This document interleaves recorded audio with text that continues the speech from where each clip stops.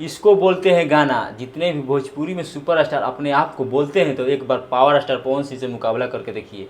पवन सिंह का ये जो गाना आया है बहुत ही अलग लेवल का गाना आया है, जिस गाने का नाम है जागी ए बाबा।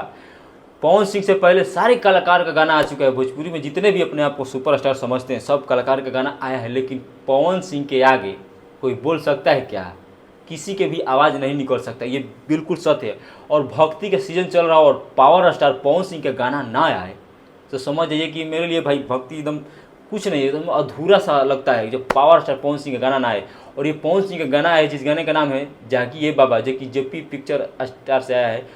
बहुत बहुत लाजवाब गाना है पावर स्टार पवन सिंह का, आप एक बार जरूर इस गाने को सुनिएगा, दीवाना हो जाइएगा। जिसमें फीमेल गायिका है शिवानी सिंह, पवन सिंह के साथ लगातार शिवानी सिंह गाना गा रही है, लेकिन पावर स्टार के भाई एगो अलगे पावर बा। भक्ति गाना और पवन सिंह के स्वर से ना निकलो तो कुछ लगभग अच्छे ना लगेला।